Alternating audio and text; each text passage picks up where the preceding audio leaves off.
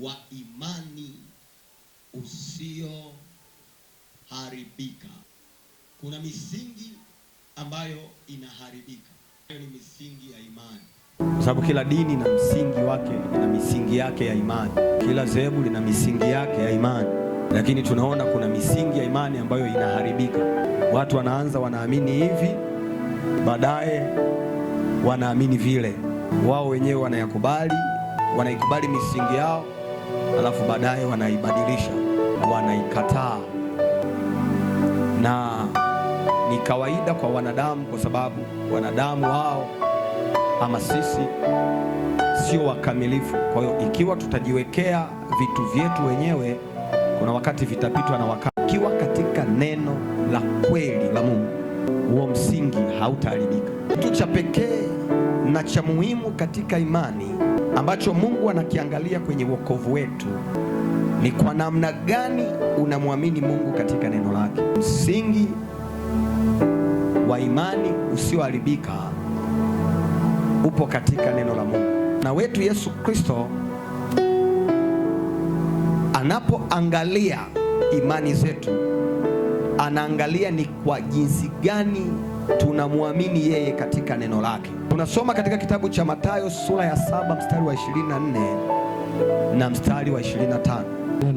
Biblia inasema, basi kila asikiaye hayo maneno yangu, anasema basi kila asikiaye hayo maneno yangu na kuyafanya atafananishwa na mtu mwenye akili. Biblia inasema atafananishwa na mtu mwenye akili aliyejenga nyumba yake juu ya mwamba. Nyumba yake juu ya mwamba. Mvua ikanyesha, mafuriko yakaja, pepo zikavuma, zikaipiga nyumba ile isianguke. Kwa maana misingi yake, anasema kwa maana misingi yake, pigia mstari hapo, kwa maana misingi yake imewekwa juu ya mwamba. Imewekwa juu ya nini? Bwana Yesu asifiwe sana. Haleluya. Bwana Yesu anazungumza katika kitabu hiki cha Mathayo, hii sura ya 7 mstari wa 24 na 25. Anasema basi kila asikiaye hayo maneno yangu, lakini asiishie tu kusikia, bali na kuyafanya, atafananishwa na mtu mwenye akili. Bwana Yesu, kitu ambacho Mungu anakiangalia kwenye wokovu wetu ni kwa namna gani unamwamini Mungu katika neno lake. Yaani, ndio umeokoka, upo kanisani, unamwamini Yesu, sawa.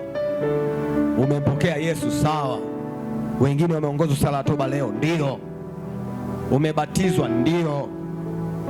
Lakini kwenye wokovu wako, ama afya ya wokovu wako au afya ya imani yako inapimwa kila siku kwenye maisha yako. Ni kwa jinsi gani unaliamini neno la Mungu?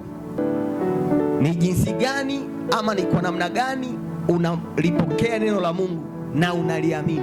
Sema basi kila asikiaye hayo maneno yangu na kuyafanya. Tafsiri nyepesi ni kusikia neno la Mungu na kuliishi. Mtu anayelipokea neno la Mungu akaenda kutenda kama neno la Mungu lilivyo ama linavyomtaka, mtu huyu analipokea, anaishi katika neno la Mungu. Biblia inasema mtu hataishi kwa mkate tu, bali kwa kila neno litokalo kinywani. Ina maana kumbe kila siku neno la Mungu lipo kwa ajili yetu. Kila siku unahitaji neno la Mungu ili likupe mwanga. Daudi anasema neno lako ni taa ya miguu yangu na ni mwanga kwenye njia yangu. Ili uingie hatua nyingine, ili uione kesho iliyo bora, ili maisha yako yawe na mabadiliko, kitakacho kutoa hapo na kwenda kwenye yale mabadiliko, kitakacho kutoa kwenye hali ulionayo na kwenda katika hali nyingine, ni neno. Neno lako ni taa ya miguu yangu na ni mwanga kwenye njia zangu. Neno litaachilia mwanga, litaachilia ufahamu, utapata ufunuo, utapata maarifa mapya ambayo utakupa kwenda katika hatua nyingine. maarifa ambayo yatakupa kuingia katika hatua nyingine, sio juhudi tu za jinsi ya mwili.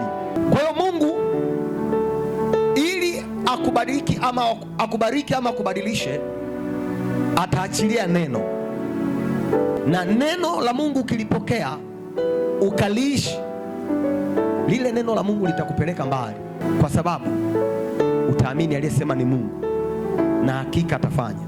Kule kuamini tu kunakupa wewe advantage ya Mungu kutenda, kwa sababu Mungu analiangalia neno lake. Kiliona lipo katika hilo jambo unalohitaji kutendea, atatenda. Akiona hilo neno lake hauna ndani yako, hawezi kufanya, kwa sababu anayefanya ni neno, sio wazo tu la Mungu. Mungu alikuwa na wazo, anasema anajua mawazo nayowazia nini, ni ya amani, sio ya mabaya. Lakini ili atende alihitaji neno. Anasema uliangalia neno lake ili basi kila asikiaye hayo maneno yangu na kuyafanya atafananishwa na mtu mwenye akili aliyejenga nyumba yake juu ya mwamba. Hata katika hali ngumu, katika dhoruba, katika mafuriko, katika upepo, nyumba iliyojengwa juu ya mwamba itakuwa imara milele. Ishi ni mazingira gani nyumba hii itakutana nayo, lakini nyumba hii bado itakuwa imara. Haijalishi ni mvua ya miaka mingapi. Wewe hujawahi ona kuna mvua zinapiga nyumba za watu zinaanguka zote, lakini kuna kanyumba ka watu kamekaa tu hadi watu wanaanza huyu mchawi. Huyu sio mchawi, msingi wako umeujenga jengaje? Vivyo hivyo maarifa haya ya mjenzi Bwana Yesu anayatolea mfano katika imani zetu za sisi kumwamini yeye, kwamba mtu anayelisikia neno la Mungu na kuliishi, anayelisikia neno la Mungu na kufanya sawasawa na Mungu, anayelipokea neno la Mungu na kusema hakika Bwana amesema na mimi, alafu kila anapotembea hata akiwa katika hali ngumu anasema Bwana uliniahidi, Bwana ulisema na mimi, Bwana ulisema na mimi. Mtu huyu hata yumba atapita salama, na kesho atakuwa na ushuhuda kwamba Bwana amenifanyia hiki na kunifanyia hiki. Tu kuwekewa mikono.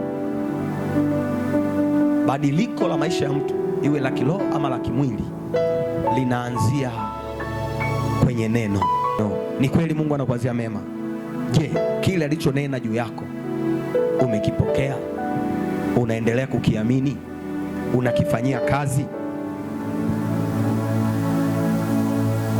Kulisikia neno la Mungu na kuliishi. Hapa Bwana Yesu anatuonyesha mfano wa watu wawili tofauti.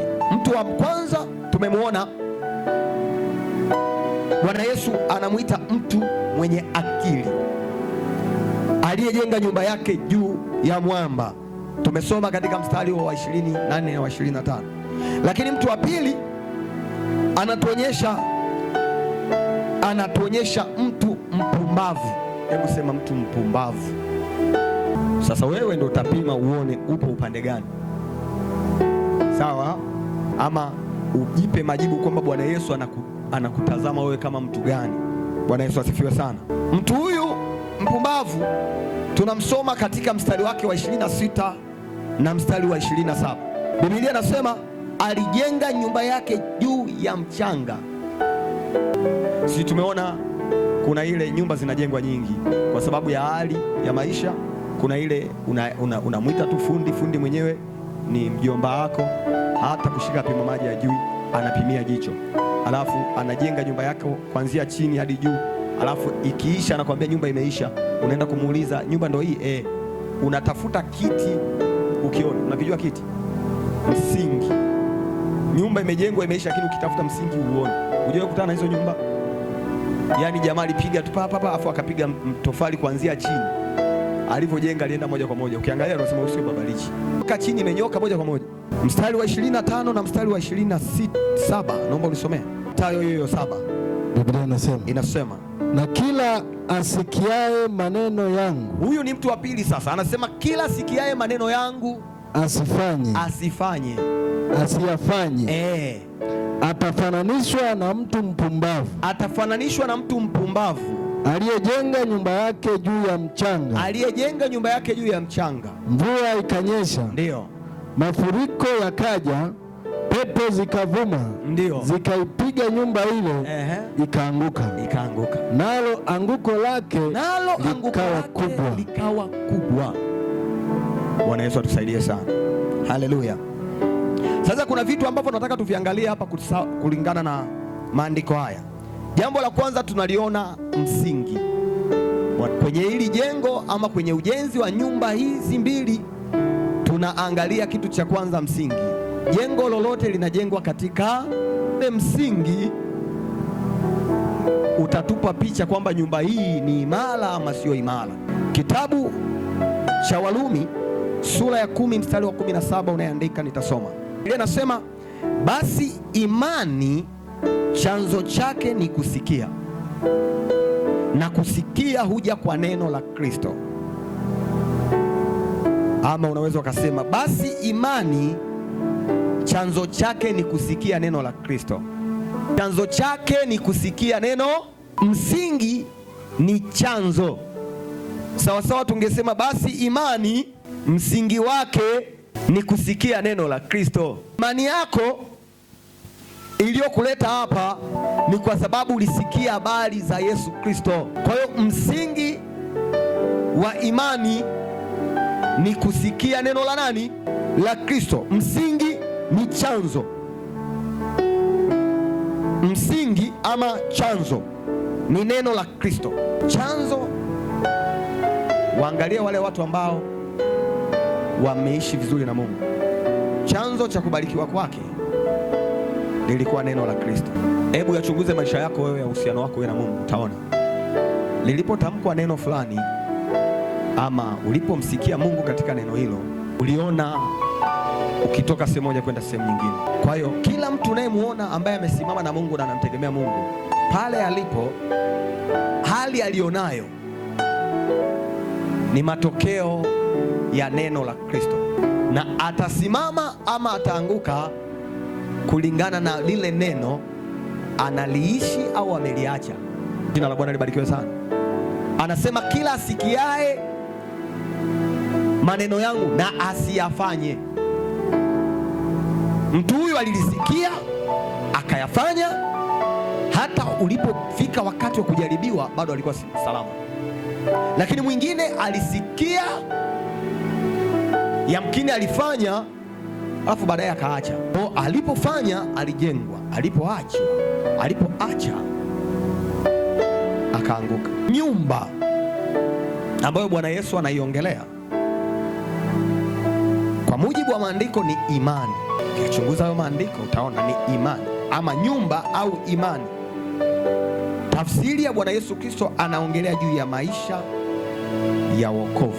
Biblia inasema imani chanzo chake ni kusikia, na kusikia huja kwa neno la Kristo.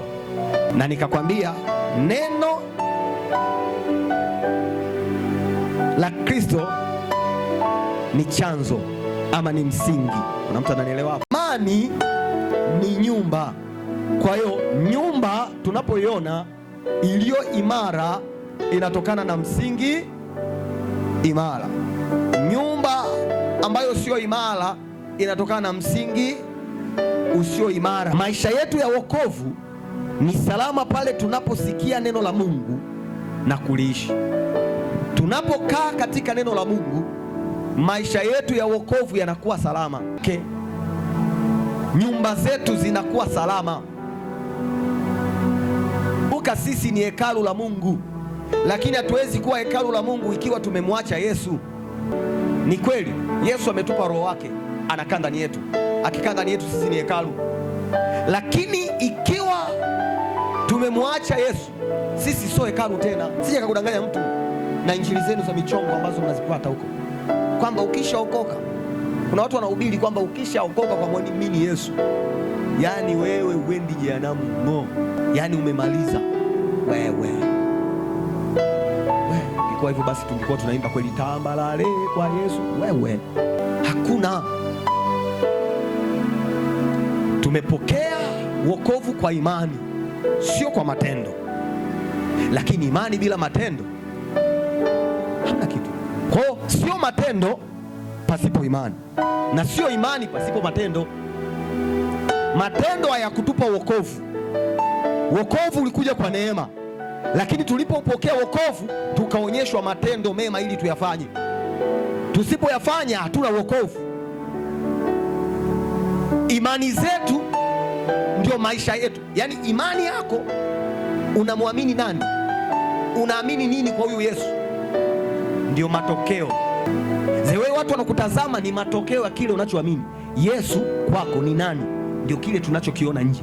Kwa hiyo hapa mtu anaenda mbinguni, yeye mwenyewe anajua mimi naenda bila shida, na ambaye haendi anajua kabisa kwamba kwa hali nilionayo acha tu nitengeneze, maana sipotengeneza Yesu akija hapa siendi. Ipo hivyo, sio bahati mbaya. Haitokei tu kama dodo limeanguka kwenye mpapai. Roho mwenyewe hushuhudia pamoja na roho zetu. Bwana Yesu asifiwe sana. Anasema nafsi zenu zisipowahukumu. Bwana Yesu asifiwe sana. Nafsi zinawahukumu watu kwamba tengeneza papo sawa. Kwa hiyo miili yetu ndio hekalu, na maisha yetu ya wokovu, maisha yetu ya wokovu ndio nyumba, ndio hiyo imani. Huwezi ukawa hekalu la Mungu wakati maisha yako ni machafu. Sijidanganye wala nisikutie moyo, ila maisha yako yakiwa ni mazuri mbele za Mungu, wewe ni hekalu. Bwana Yesu anasema hamwezi shiriki meza ya Mungu na meza ya mashetani. Kuna mtu aliyeokoka atakaenda mbinguni na ana nyumba ndogo. Kaambia mbona mbona Sulemani alikuwa na wanawake 700, masuria 300. Baada ya kumaliza hao wanawake akasema nini?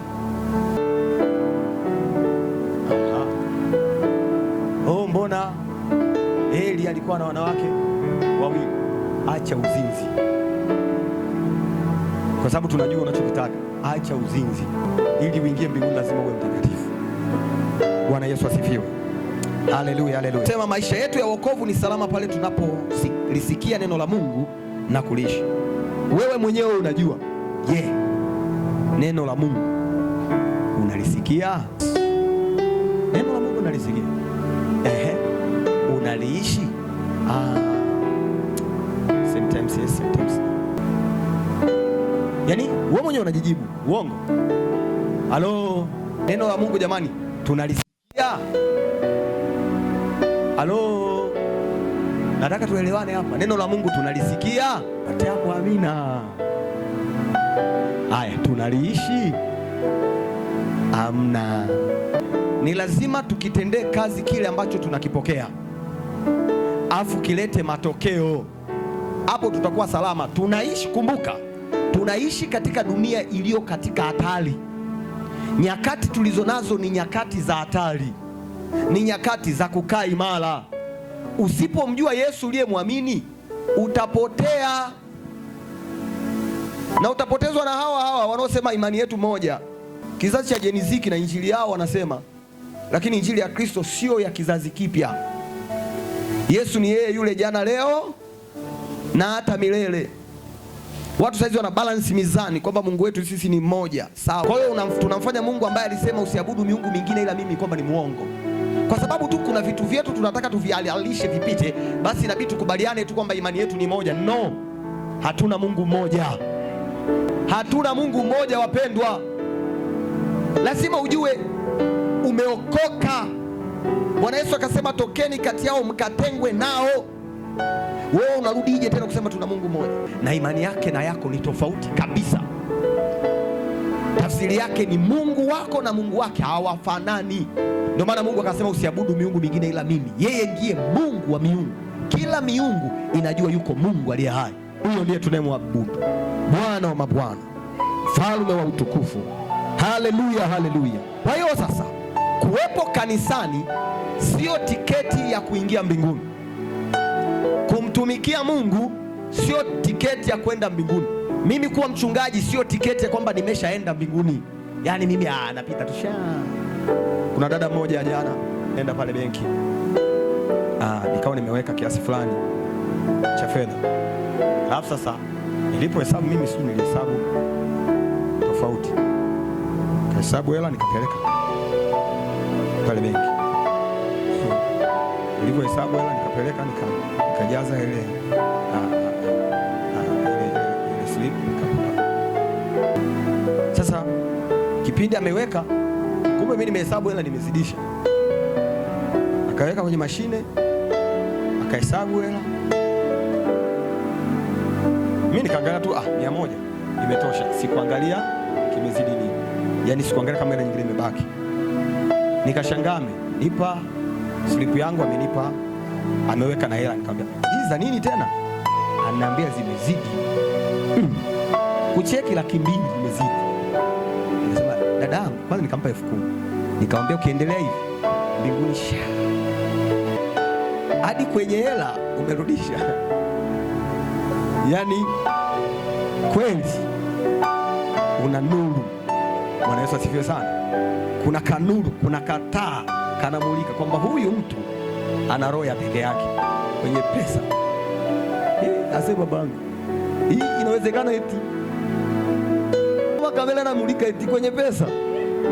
Sisi kabisa wa Moshi wanasema kirefu cha Moshi ni Mungu onyesha sehemu hela ilipo. Umeenda kutoa fungu la 10 pale, alafu kuna hela ikaanguka pembeni, una kipindi unarudisha mfukoni, alafu pastor akafanya haleluya, kaifinya. Nimesema kuwepo kanisani sio tiketi ya kuingia mbinguni.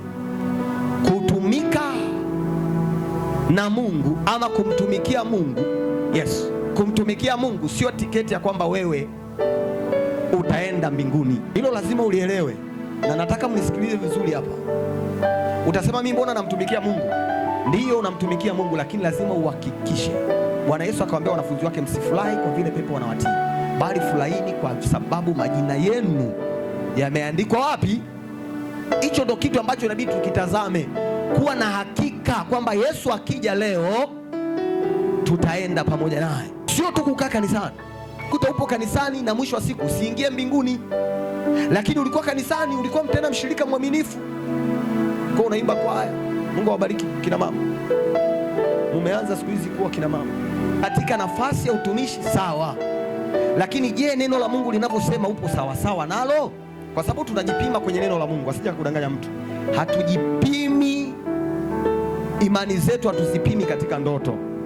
Ndoto ni sehemu ndogo tu ya kukuonyesha upo karibu na Mungu au upo karibu na shetani, upo vizuri kiroho ama upo vibaya. Ni sehemu ndogo tu, lakini hata kama tutaota ndoto, tutaenda kuipima ile ndoto na neno, sababu sio kila ndoto nzuri ina maana nzuri, si ndio hivyo?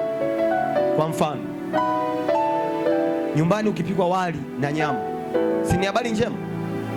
Halo, si ni habari njema? Nyumbani wali na nyama umepikwa, ni habari mbaya hiyo? Si nzuri? Ukiota ndoto unakula wali na nyama, ni habari njema? Asi ni hatari hiyo. Na kuna watu wakiamka asubuhi wanakunywa na maji. Yaani kaota ndoto anakula nyama na wali, akiamka asubuhi anakunywa na maji. You are in danger my friend. Ni hatari.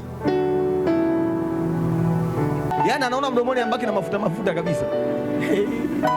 Yaani wewe, yaani ni hatari. Tena siku hiyo usile kabisa, wala usinywe. Vunja kabisa hizo roho, piga kabisa. Lakini picha ya kile kitu ni kizuri, lakini tafsiri ya kile kitu ni kibaya, kwa sababu mazingira hayo sio mazuri. Kwa hiyo tunapokuwa kanisani lazima tujipime kwenye neno la Mungu. Unapima kwenye neno la Mungu, maisha yako ni sawasawa na neno la Mungu linavyosema. Msingi wa imani ulio imara upo katika neno la Mungu. Msingi wa imani usioharibika umejengwa na neno la Mungu. Na tokea tulipomwamini Yesu na tukaokoka, tunaendelea kujengwa kwa neno la Mungu kila siku. Hatuishi pale tu tulipoamini. Ingekuwa ukishaamini tu tayari umeokoka, basi tungeenda kukaa mbinguni. Lakini katikati kuna mchakato. Kwa hiyo kuokoka ama kuwepo kanisani haina maana kwamba umeingia mbinguni. Lazima uhakikishe imani yako iko thabiti kwa Mungu. Niwepo kanisani, nimechanga kabisa na michango yote ya ujenzi, sijawahi toka hata mara moja. Na nikipiga hesabu ya kawaida naona hapa ninafikia hadi kabisa milioni niliyochanga kabisa kwenye mchango wa ujenzi. Alafu unasema kabisa kwamba mbinguni hamna. Mimi lazima niingie kwa michango yote hii. Kuna mambo mawili. Jambo la kwanza, unaweza ukakosa mbinguni usiende. Jambo la pili, unaweza ukaingia lakini usilipwe. Bwana sifiwe. Sasa ni bora hii ya pili ya kuingia afu usilipe. Bora uingie afu ukose taji. Mimi nakwambia ni bora kuliko kukosa kuingia kabisa. Kuliko kukosa kuingia kabisa. Kwa sababu hakuna excuse kwamba nikienda jehanamu nitaanza pale kupiga sarakasi ili Mungu aone. Yaani mzee, ukishaona yeye kufumbua zimebaki suruali hapa, watu hawapo. Ndugu yangu, hiyo ni yako. Unalo. Mungu atusaidie sana. Haleluya, haleluya. Haleluya, haleluya. Biblia katika Wakorintho wa kwanza sura ya 3 mstari wa 10 na wa 15 kuna maneno hapa yanaongelewa. Kabla hujasoma hiyo, andika unaweza kuwepo kanisani na unamtumikia Mungu na mbinguni usiingie. Andika Mathayo 7:21 hadi 23. Alafu ya pili, unaweza kuwepo kanisani na unamtumikia Mungu na utumishi wako ukawa hasara mbele za Mungu. Wakorintho wa kwanza 3:10 hadi 15. Imeeleweka? Siku ile unafika pale unaambiwa yale yote uliyoyatumikia uliyaacha chooni. Unabaki kujiuliza niliachaje chooni? Yaani yale yote uliyoyatumikia. Ulikuwa ukiingia, asa unajua IGC, ukiingia saa 2 kutoka saa 9. Alafu umeacha chooni. Mathayo sura 7 mstari wa 21 na 23 naomba nisomee hapo. Alafu Wakorintho wa kwanza sura 3 mstari wa 10 na wa 15. Utumishi sio kigezo cha kuingia mbinguni. Bwana Yesu asifiwe. Sura ya 7 mstari wa 21 Biblia inasema, amen, si kila mtu aniambiaye Bwana Bwana. Sikiliza maneno. Si kila mtu aniambiaye Bwana Bwana atakayeingia katika ufalme wa mbinguni. Akaingia katika ufalme wa mbinguni. Bali ni yeye afanyaye mapenzi ya Baba yangu aliye mbinguni. Anasema bali yeye ayafanyaye mapenzi ya Baba yangu aliye mbinguni. Wengi wataniambia siku ile. Wengi wataniambia siku ile. Bwana Bwana. Bwana Bwana. Hatukufanya unabii kwa jina lako? Haya majamaa walikuwa ni maprofeti. Namuona mtu mmoja hapa. Haleluya, haleluya. Majamaa yanachombeza hapa. Prophesy. Alafu mbinguni hakuna. Ndio. Na kwa jina lako kutoa pepo. Elisha, ulipiga fire kwa jina la Yesu. Mapepo ya kila namna. Fire. Chomoka. Na yakachomoka kweli. Ndio. Na kwa jina lako kufanya miujiza mingi. Ndio. Ndipo nitawaambia dhahiri. Anasema ndipo nitawaambia dhahiri. Sikuwajua ninyi kamwe. Sikuwajua ninyi kamwe. Ondokeni kwangu. Ondokeni kwangu. Ninyi mtendao maovu. Ninyi mtendao. Bwana Yesu atusaidie sana. Msingi wa imani usioharibika upo katika neno la Mungu. Sio tu kwa sababu unatenda ishara, sio tu kwa sababu una kibali kanisani. Ukisema haleluya, wote mikono juu hivi, wote wanaenda hivi kwa sababu mimi nitaenda mbinguni. Unaweza ukajikuta unaenda mbinga, sio mbinguni. Kwa lazima usijipime kwa wanadamu, jipime kwa Mungu, jipime kwa Yesu. Bwana Yesu asifiwe sana. Umekaa sawasawa na neno la Mungu, hapo ndo pa kujipima. Usijipime kwa wanadamu. Ukijipima kwa wanadamu utajiona wewe wa kiroho kuliko wenzako, lakini jipime kwa Yesu. Je, upo sawasawa na neno la Mungu? Katika hayo yote unayoyatenda, ni kweli unampendeza Mungu? Ndio. Uko kanisani unatumika sawa, na Mungu anataka utumike, usikae hivi hivi. Na Jumapili tulijifunza hilo. Lakini katika kutumika kwetu ni lazima tutumike tukiangalia sheria ya Mungu inavyotuambia. Hadi 15. Nimesema unaweza ukawepo kanisani lakini utumishi wako ukawa hasara mbele za Mungu. Wakorintho wa kwanza sura ya 3 mstari wa 10 Biblia inasema Biblia, kwa kadri ya neema ya Mungu niliyopewa. Mtume Paulo anasema kwa kadri ya neema ya Mungu niliyopewa, ni kama mkuu wa wajenzi mwenye hekima. Ndio. Naliuweka msingi. Paulo anasema naliuweka msingi. Ndio. Na mtu mwingine anajenga juu yake. Na mtu mwingine anajenga juu yake.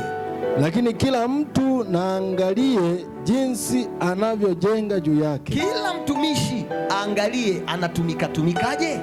Hiyo ndo tafsiri sahihi. Amen. Maana msingi mwingine hakuna mtu awezaye kuuweka. Ndio. Isipokuwa ni ule uliokwisha kuwekwa, yaani Yesu Kristo. Isipokuwa ni ule uliokwisha kuwekwa, yaani ni nani? Ni Yesu Ni kuongezee Waefeso sura ya 2 mstari wa 20, Biblia inasema hivi, Efeso 2:20. Anautaja huo msingi ni msingi gani? Anasema mmejengwa juu ya msingi wa mitume na manabii, naye Yesu Kristo mwenyewe akiwa ni jiwe kuu la pembeni. Paulo anasema mimi kama mjenzi, anasema kama mkuu wa wajenzi, Mungu amempa neema ya kuwa mkuu wa wajenzi. Anasema nimeuweka msingi, na kila mtu ajengaye na angalie vile anavyojenga. Bwana Yesu asifiwe sana, haleluya. Kila mtu anayejenga angalia anajengaje kwenye huo msingi. 12, lakini kama 11, maana msingi mwingine hakuna mtu awezaye kuuweka isipokuwa ni ule uliokwisha kuwekwa, yaani Yesu Kristo. 12, lakini kama mtu akijenga juu ya msingi huo dhahabu au fedha au mawe thamani au miti au majani au manyasi, kazi ya kila mtu itakuwa dhahiri. 13 anasema maana siku ile itaidhihirisha, kwa kuwa yafunuliwa katika moto, na ule moto wenyewe utaijaribu kazi ya kila mtu ni ya namna gani. Kazi ya mtu aliyoijenga juu yake ikikaa atapata thawabu, kazi ya mtu ikiteketea atapata hasara, ila yeye mwenyewe ataokolewa, lakini kama kwa moto sana. Hapo ndo utaelewa kwamba kumbe unaweza ukamtumikia Mungu lakini ukapata hasara mbele za Mungu. Utumishi wako angalia uwe wa faida. Bwana Yesu asifiwe sana, haleluya. Hatufanyi kazi ya bure. Kila siku nawaambia tunamtumikia Mungu ili tuione faida ya kumtumikia Mungu. Sasa katika utumishi wako angalia sana mwenendo wako, upo sawa na neno la Mungu? Kama upo sawa na neno la Mungu, tengeneza. Utumishi nimesema sio kigezo cha kuingia mbinguni, kwa sababu kuna kumtumikia Mungu na kuna kutumika pamoja na Mungu. Hivyo ni vitu viwili ambavyo nabii uvijue. Watu hao wanasema Bwana, Bwana, mbona tulitoa pepo kwa jina lako, tulitoa unabii, tulifanya hiki na kufanya miujiza mingi. Mungu anasema sikuwajua, lakini walipotumia jina la Yesu vitu vilitokea, lakini Mungu hakuwa pamoja nao. Tafsiri yake haina maana jamaa hili linatabiri, jamaa hili linapiga. Ukisoma kwenye hiyo sura ya 7, hiyo Mathayo sura ya 7, utaona huko mwanzoni anaongelea kwa habari ya manabii wa uongo, wanapiga faya ya maana, na watu wapo kanisani wakiamini kwamba wameokoka. Kisha kutana na classmate wangu mmoja, akanishangilia, akanipokea kwa furaha sana, ananiambia ndugu yangu, bwana na mimi bwana nimeokoka. Unajua nilifurahi kumsikia anasema ameokoka, nikamkumbatia nikamwambia Mungu akubariki sana. Umeokoka? Ndiyo bwana, nimeokoka, namshukuru Mungu amenipa neema, saizi na mimi bwana nimempokea Yesu. Nikamwambia hongera sana, kazana. Na yeye alivyoniona alinifurahia. Kwa sababu gani? Anajua jamani pastor ameokoka. Lakini katika story akaanza kunielezea taratibu na kanuni za kanisa ni bwana. Pakwa mafuta wa Bwana pale alipokuwa anawapaka watu wake mafuta Bwana. Nikasema tayari huyu jamaa anajua yeye ameokoka, unanielewa? Na anajua yuko sehemu sahihi, na amekuja kwangu, anajua mimi ni mchungaji. Nakumbuka ni rafiki yangu, tumesoma naye darasa moja, lakini ananielezea mambo ya kupakwa mafuta miguuni, sijui kichwani, sijui. Nikasema na sehemu zingine huwezi zitaja. Hapo umetaja zinazoonekana kama kichwani, miguuni, lakini kuna sehemu huwezi taja ushapakwa mafuta, unaelewa? Ila mtu huyu anajua yeye ni mtumishi wa Mungu na anajua ameokoka. Watu wa kizazi cha leo, yani Mungu atupe neema. Fundisho ni mengi na makanisa ni mengi. Ukiingia kwenye mitandao kuna makanisa, kuna wachungaji na wanachunga na wanafundisha mafundisho kwa juu juu, ukiangalia wanapokazia unasema lakini ni elimu tu ya kidunia. Kwa ni lazima tutazame na tuchunguze, tujihakikishie kile tulichokiamini ni kweli. Na kama unaona hata hapo ulipo sio imani ya kweli, usipoteze muda my friend. Usipoteze nini? Usikae hapa wakati unajua kabisa sio njia ya kwenda mbinguni. Na kama ni njia ya kukupeleka mbinguni, shika kila neno. Na kama hakuna neno, kuna neno ambalo la kukutoa wewe kwenda mbinguni, toka kabisa, kimbia, katafute mahali utaenda mbinguni. Bwana Yesu asifiwe. Hivi unajua hili kanisa likishaisha kila kitu kabisa, tumejenga, tumemaliza kibarua, unaweza kukuta hapo umetia hadi milioni 3, 2, 5, 10, 500 na hata nyumba huna, lakini upo hapo. Tulijengaga sisi, alafu mbinguni hamna. Sio unaona kupiga maktani. Kwa kama tupo hapa, tuhakikishe kwamba hakika tutaenda mbinguni. Bwana Yesu asifiwe sana. Jina la Bwana libarikiwe sana. Haleluya. Warumi sura 10 mstari wa 2, kuna kitu hapa anakiongea Paulo. Paulo alipokuwa anaongea na Warumi kwa habari ya Wayahudi ambao wamemwamini Yesu, ambao wanajua wao ni watoto wa Yesu, ambao wanajua wao wanaenda mbinguni. Hawa Wayahudi walikuwa wanawachanganya Waisraeli, walikuwa wanawachallenge sana wa mataifa walioamini, kwamba nyinyi mmeamini lakini mbona mjatahiriwa, mbona hiki, mbona hiki, mbona hiki. Wanataka waishi kwa kuifuata Torati. Sasa Paulo anawaambia Warumi kwamba juu ya hawa ndugu zangu, dua yangu ni muombayo Mungu juu yao, anasema ili waokolewe. Anasema kwa sababu ninawashuhudia wanajuhudi kwa ajili ya Mungu, lakini si katika maarifa. Huyu yupo kanisani na anajua anamtumikia Mungu, lakini si katika maarifa. Hata humu wapo kanisani, lakini wanajua kabisa wao mbinguni. Kwa sababu neno la Mungu alidanganyi. Mimi siwezi kukuhubiria injili nyingine nje ya kwenda mbinguni, kwa sababu duniani kama tunapita kumbe duniani wasafiri wewe unaona msafiri hapo anaanza kuongea kwa habari za kwenda kuishi. Yaani mnasafiri hapo, mnatoka hapo mnaenda Dodoma, afu mtu amefika Singida asema anaanza kushawishi, bwana unajua Singida maisha mazuri sana hapa, unaonaje tushuke wanatuanze kule. Au dereva anamwambia jamani tukachimbe dawa, jamani mnaonaje ya mazingira hivi jamani, afu ile eneo halina mtu. Kwanza wewe ukichukua upande huu, mimi nikachukua upande huu, tukajenga hapo. Huyo ni dereva umepanda huyo. Kama ni mwezi basi mwezi mchanga, huyu atatupeleka polini, si muda mrefu gari na yumba. Dereva inabidi awe anawapa matumaini ya mnakoenda, na wakumbushe jamani, tuko safarini jamani, hapa tunaenda, tutafika. Mimi nipo mahali hapa kuambia tunaenda mbinguni. Hatupo hapa kupoteza wakati, hatupo hapa kama dunia ilivyo. Sisi tupo hapa kama wageni na wapitaji. Jina la Bwana libarikiwe sana. Kuna mahali tunatarajia kwenda, kwa hiyo lazima tujihakikishe kila wakati tumesimamaje. Paulo anasema kwa sababu na washuhudia wanajuhudi katika Mungu, lakini si katika maarifa. Mstari wa 3 pale anasema kwa maana wakitaka kuithibitisha haki yao wenyewe hawakujitia chini ya maarifa. Tatu, Biblia inasema, anza 2, kwa maana na washuhudia kwamba wanajuhudi kwa ajili ya Mungu. Na washuhudia kwamba wanajuhudi kwa ajili ya Mungu, lakini si katika maarifa. Pigia mstari hapo, maarifa, si katika maarifa. Ndio kwa maana wakiwa hawaijui haki ya Mungu, na wakitaka kuithibitisha haki yao wenyewe, hawakujitia chini ya haki ya Mungu. Amina. Hawakujitia chini ya haki ya Mungu, lakini wao wanataka kuonekana kana kwamba kwa sababu ya matendo yao watahesabiwa haki. Hapana, ni kweli tunahesabiwa haki kwa imani. Ni kweli hatutaingia mbinguni kwa matendo, tutaingia kwa nini? Kwa imani. Lakini tukishaipokea imani tunahitaji tuwe na matendo. Mungu atusaidie sana. Kwa hiyo Mtume Paulo anapoongea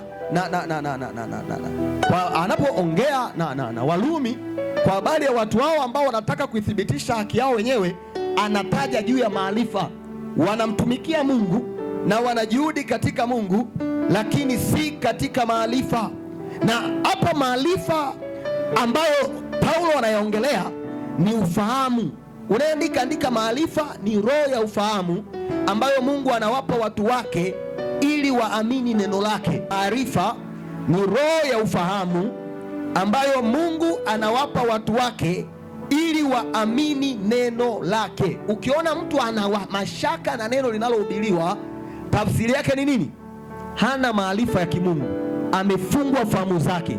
Anahitaji neema ya roho wa ufahamu, akaufungua ufahamu wake, akampe maarifa. Jina la Bwana libarikiwe sana.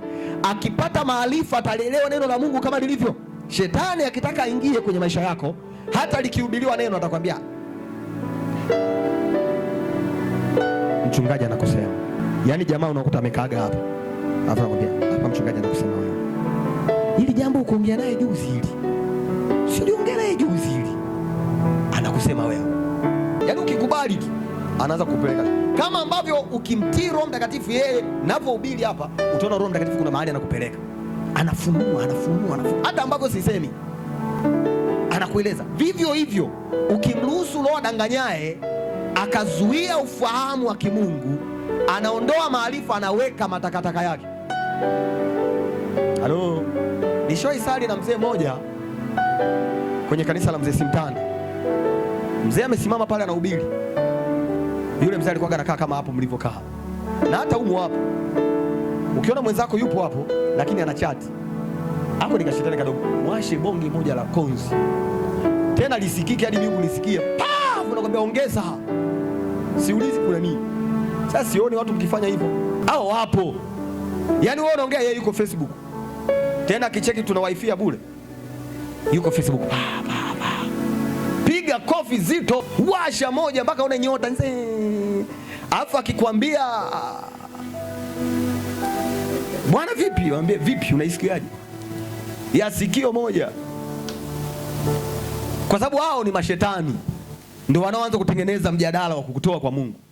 Yule mzee alikuwa akikaa hapo nyuma, mchungaji anasema, wapendwa tutaingia mbinguni. Kule mbinguni tutavishwa taji. Yeye mzee ameinama pale chini amekaa anasema, ulienda ukarudi. Yaani pasta anahubiri anasema kule mbinguni wapendwa tutafutwa kila chozi. Haijalishi unapita kwenye hali ngumu, Mungu atakufuta chozi kule mbinguni. Hata kama leo hii kuna maisha Bwana atakukumbuka tu kule mbinguni. Ulikuwepo. Nisema wana wa Israeli walipokuwa pale jangwani, kipindi wanatoka Misri kuelekea Kanaani, walipita katika dhiki, lakini nataka nikwambie mkono wa Bwana uliokuja, anasema ulikuwepo. Pembeni mchungaji anahubiri, anaona neno linaenda, yule pepo kazi yake kuwatoa watu kwenye uwepo wa Mungu asisikie. Hao watu wapo makanisani. Na yule mzee mpaka sasa ana hali mbaya. Unajua hali mbaya? Aliigiza amepretend kanisani kwa muda mrefu tokea sisi tunazaliwa, yupo kanisani. Na alimsumbua mchungaji Simtanda sana kwenye huduma yake. Sumbua sana. Na ni mzee mtu mzima ambaye unaweza kusema ukapate kwake hekima. Lakini anasumbua sana. Mtaa mzima unajua ni mchawi. Yaani hadi mimi nimeshaambiwa sio mara moja. Yaani huko vijiji vya jirani ukienda unasema unatokea wapi sehemu fulani? Maeneo gani kule kwa Olokole? Unamjua mzee fulani? Yule mzee ni noma. Upo kanisani lazima ujihakikishe unaenda mbinguni. Kama uendi mbinguni kwa nini upoteze muda? Kwa nini ukachomwe moto kwa sababu ya roho za watu wengine? Ukachomwe moto kwa sababu yako mwenyewe binafsi. Sema maarifa ni roho ya ufahamu ambayo Mungu anawapa watu wake ili waliamini neno lake. Bila maarifa utasema umeokoka, kumbe unajidanganya. Bila maarifa unaweza kudhani umeokoka ama upo salama, kumbe unajidanganya.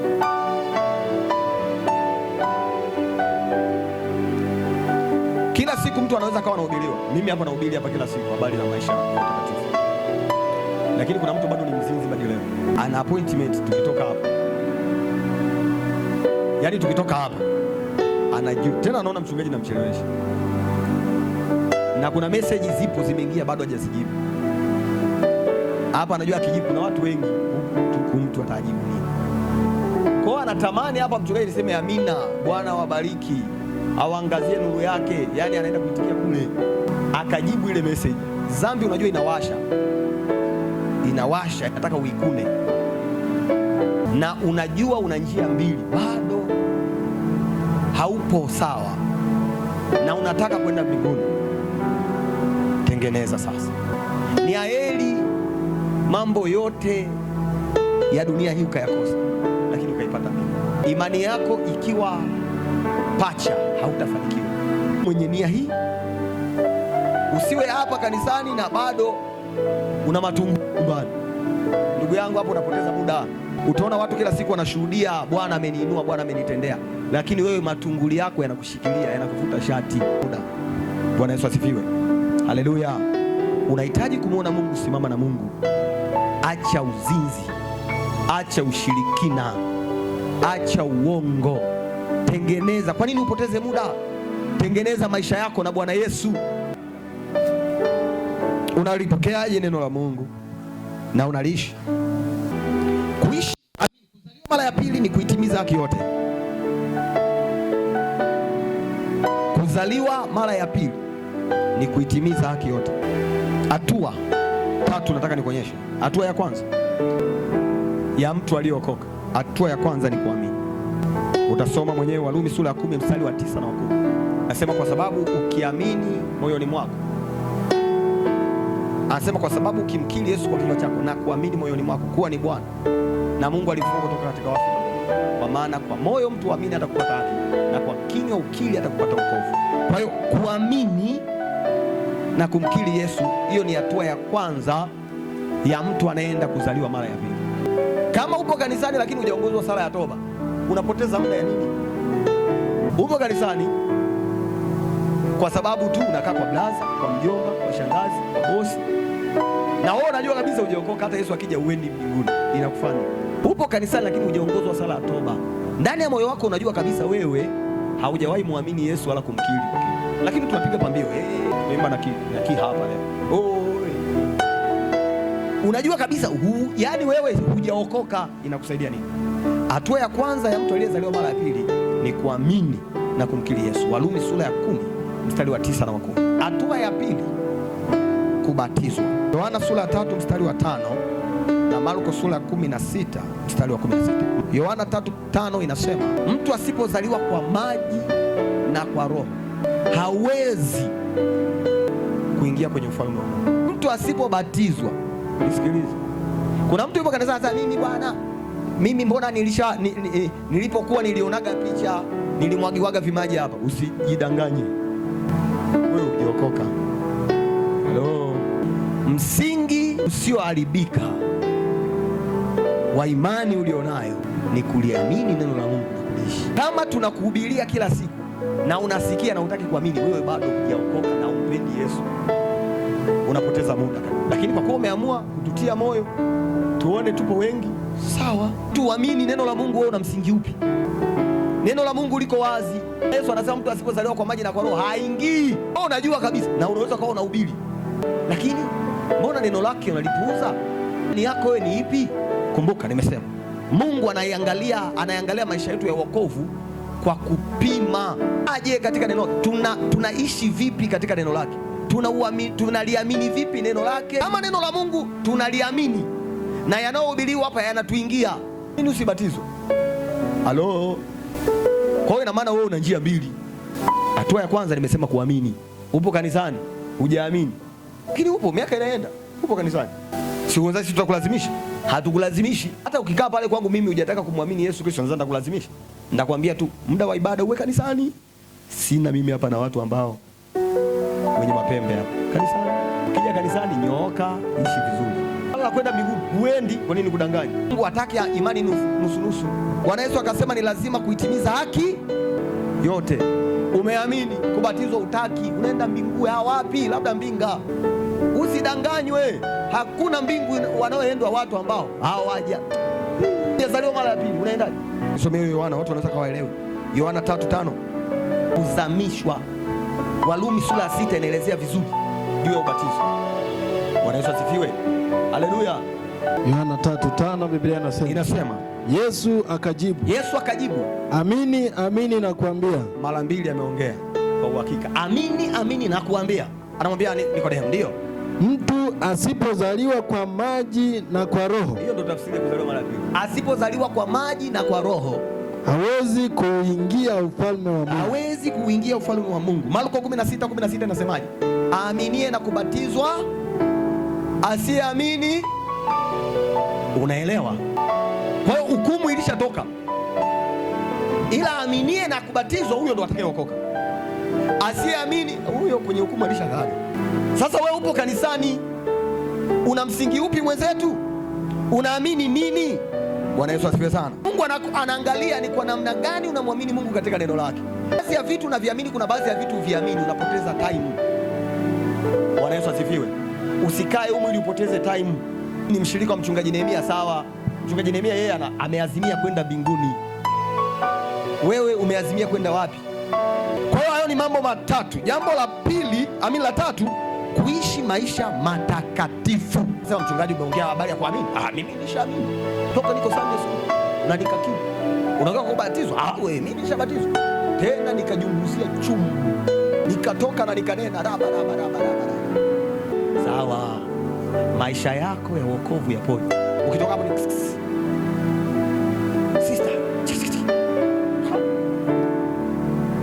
wewe hujaokoka bado. Tengeneza njia zako, kaa kwenye neno la Mungu, ishi kama neno la Mungu linavyosema. Usiseme uongo, usizini kweli, ila kwenye kusema uongo, kwenye kusengenya. Mwanamke anasema yani mimi kabisa ni mwanamke afu nisisengenya, yani mimi mwanamke kabisa afu nisipige umbea. Na upo kanisani, lazima tukubali kutengeneza. Bwana Yesu asifiwe. Kama kweli unahitaji kuingia mbinguni na unahitaji uishi duniani kwa ushindi, dunia hii nataka nikwambie haina watu vuguvugu, wapo kwenye maisha ya hatari sana. Ishi katika baraka zako wewe na watoto wako. Wapendwa, nawaambieni, sipo hapa kwa danganya ama kuwajaza upepo. Unajua siwezi nikakwambia nyekundu ni nyeusi. Biblia inasema katika kitabu cha Waebrania sura ya 12 mstari wa 14, nasemaje? Tafuteni kwa bidii kuwa na amani na watu wote. Lakini katika kutafuta hiyo amani kwa bidii, anasema pia na huo utakatifu ambao hapana mtu atakayemwona Bwana sipo nao. Usijidanganye. Azimio la ndani, sitaki kujitia unajisi. Kwenye hii dunia nitaishi, lakini sitamtenda Mungu dhambi. Kinachokushinda ni nini? Kuacha mambo ya dunia. Amini neno la Mungu kwamba ni halisi. Ishi maisha matakatifu, mpendwa. Naeleweka hapa vijana wenzangu? Sisi vijana tumeamua kwenda mbinguni. Haleluya. Azimio la moyoni. Kwa kuzaliwa mara ya pili ni kukaa katika mambo matatu. Jambo la kwanza ni kuamini na kumkiri Yesu. Jambo la pili kubatizwa, na jambo la tatu kuishi maisha matakatifu. Tii kile Mungu anataka utii, na kaa katika hicho, utamwona Mungu. Kitabu cha Mathayo sura 16 mstari wa 16.